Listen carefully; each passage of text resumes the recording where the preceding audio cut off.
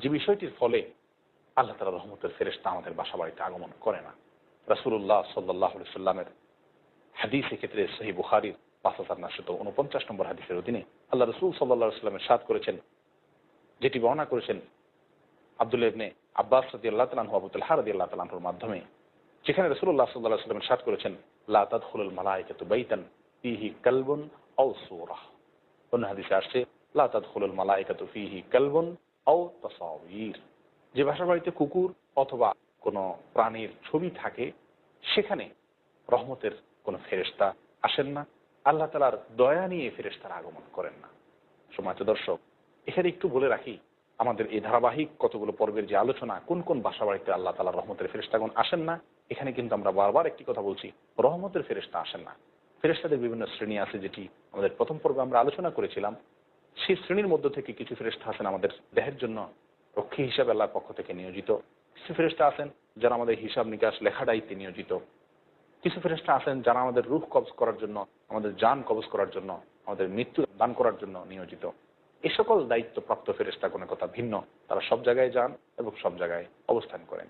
কিন্তু মূলত আমাদের যে জিনিসটি প্রয়োজন সবচেয়ে বেশি, আল্লাহের রহমত বা করুণা, এই আল্লাহ তাআলার রহমত নিয়ে আগমনকারী ফেরেশতা যারা, তারা যে সমস্ত ঘরে প্রবেশ করেন না, আমরা সেটারই আলোচনা করছি ধারাবাহিক কতগুলো পর্বে। সম্মানিত দর্শক, যে হাদিসটি পেশ করা হলো আপনাদের সামনে রাসূলুল্লাহ সাল্লাল্লাহু আলাইহি সাল্লামের, তাতে তিনি বলেছেন, বাসায় দুটি জিনিস আছে, একটি হলো কুকুর, আরেকটি হলো ছবি। সেখানে আল্লাহ তাআলার রহমত এর ফেরেশতা আসেন না, আল্লাহ তাআলার রহমতের ফেরেশতারা প্রবেশ করেন না। লা তাদখুলুল মালায়েকা, আল্লাহ তাআলার রহমতের ফেরেশতাগণ প্রবেশই করেন না সেখানে, যেখানে দুটি জিনিস আছে।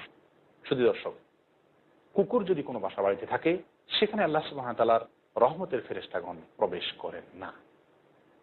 কুকুর এটি থাকলে কেন আল্লাহ তাআলার রহমতের ফেরেশতাগণ প্রবেশ করেন না? সমস্যাটি কোথায়?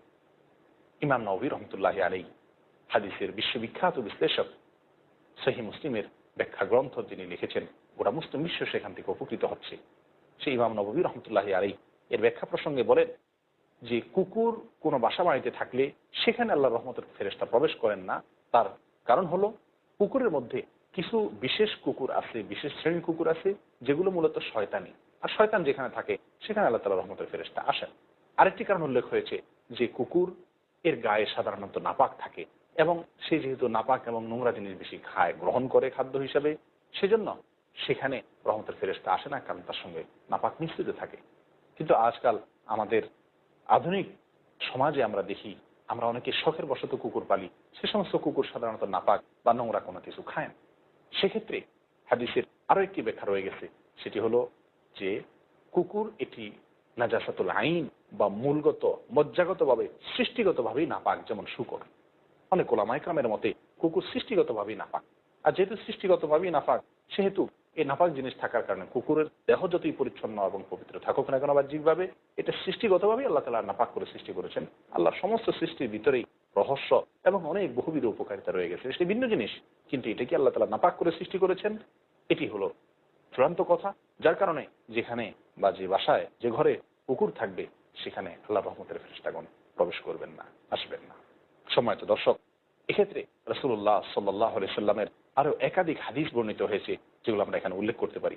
সম্মানিত দর্শক, এক্ষেত্রে আমরা আরেকটি কথা উল্লেখ করা অত্যন্ত জরুরি, সেটি হলো, কুকুর যদি বাসা বাড়িতে আমরা রাখি, সেটি রাখার একটি বৈধ উপায় এবং অনুমোদিত একটি পন্থা আছে। সেটি হলো, বাসা বাড়ির ভেতরে না রেখে তার বাহির অংশে যদি আমরা রাখি, এবং সেটি যদি আমাদের রাখাটা হয় পাহারাদারি এর উদ্দেশ্যে, চৌকির জন্য, তাহলে সেটিতে ইসলাম কোনো রকম বাধা দেয় না।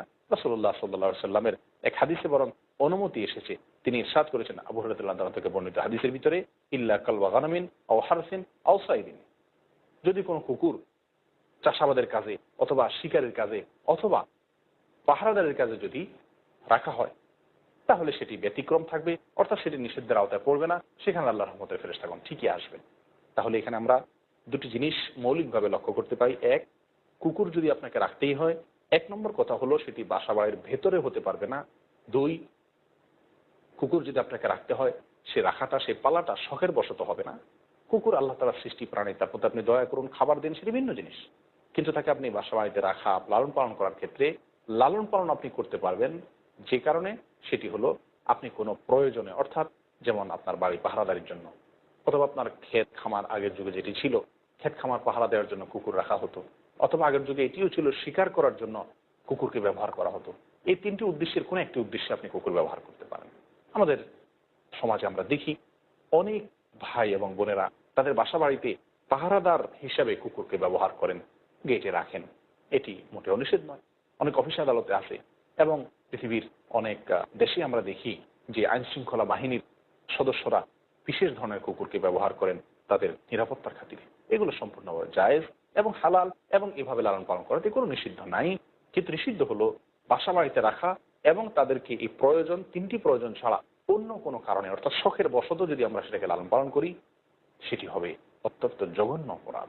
সমাজের দর্শক, পরিতাপের সঙ্গে আমরা লক্ষ্য করি আমাদের সমাজের অনেক ভাই এবং বোনেরা আজকাল পশ্চিমাদের অন্ধ অনুকরণের অংশ হিসেবে আমাদের বাসা বাড়িতে কুকুরকে রাখছি, লালন পালন করছি, এবং কুকুরকে লালন পালন করা, রাখাই শুধু নয়, মানুষের মতো মর্যাদা দিয়ে তাদেরকে খাবার সরবরাহ করা থেকে নিয়ে সবকিছু আমরা করছি। এমনকি নিজেদের শোয়ার বিছানা পর্যন্ত তাদেরকে নিয়ে শুয়েছি। মানুষের রুচি যখন নিচে নামতে নামতে চরম পর্যায়ে চলে যায়, তখন সে কি করে এটি নিজে উপলব্ধি করতে পারে না। আল্লাহ সুবহানাহু ওয়া তাআলা তিনি সৃষ্টি করেছেন, কোন সৃষ্টির মাঝে কি দিয়েছেন না দিয়েছেন তিনি ভালো জানেন। তিনি এই সৃষ্টি থেকে মানুষদেরকে দূরে থাকতে বলেছেন প্রয়োজন ছাড়া। আল্লাহর সৃষ্টি হিসেবে সে বসবাস করবে ভিন্ন কথা, কিন্তু আমি সেটাকে কোলে নিয়ে বেড়ানো, সেটাকে কাঁধে নিয়ে বেড়ানো, এটি সম্পূর্ণরূপে আমাদের রুচির দৈন্যতা, এটি আমাদের আদর্শহীনতা, এটি আমাদের ঈমান এবং আমলের সঙ্গে সম্পূর্ণভাবে অসামঞ্জস্যপূর্ণ একটি কাজ। দর্শক, আল্লাহ এবং তার রাসূল সাল্লাল্লাহু আলাইহি ওয়াসাল্লাম যে বিষয়ে আমাদেরকে নিষেধ করেছেন, যে বিষয়গুলো করতে মানা করেছেন, আমরা আক্ষেপের সঙ্গে লক্ষ্য করি সমাজে সেগুলো যেন বেশি করার প্রবণতা আমাদের মাঝে দেখা দেয়। ইহুদি খ্রিস্টানরা তথা অমুসলিমরাও বা ইসলাম বিদ্বেষীরাও সেগুলোকে আরো বেশি প্রচলন দেওয়ার চেষ্টা করে। তার মধ্যে একটি হলো এটি। অনেক পশু আসে, অনেক আল্লাহ তাআলা প্রাণী রয়েছে যেগুলো আপনাকে লালন পালন করতে আল্লাহ তাআলা বাধা দেননি, সেগুলো করেন। তা না করে কুকুরকে আপনি লালন পালন করতে করতে একেবারে মানুষের সমান মর্যাদা, কোনো কোনো ক্ষেত্রে মানুষের চেয়ে বেশি মর্যাদা দিয়ে দিলেন। এটি একজন রুচির দিক থেকে দৈন্য এবং চরমভাবে আদর্শহীন একজন ব্যক্তির কাজ হতে পারে। শ্রী দর্শক, মানব সন্তান ড্রেনের পাশে শুয়ে আছে, আপনি কুকুরের বাচ্চাকে আপনার বাসায় নিয়ে বিছানায় শোয়াচ্ছেন, হাজার হাজার লক্ষ লক্ষ টাকা তাদের পিছনে খরচ করছেন। নিঃসন্দেহে এর জন্য আল্লাহর কাছে জবাবদিহি করতে হবে। সবচেয়ে বড় কথা হলো কুকুর আমাদের বাসায় থাকলে সেখানে আল্লাহ তাআলার রহমতের ফেরেশতা প্রবেশ করবেন না, আল্লাহ তাআলার রহমত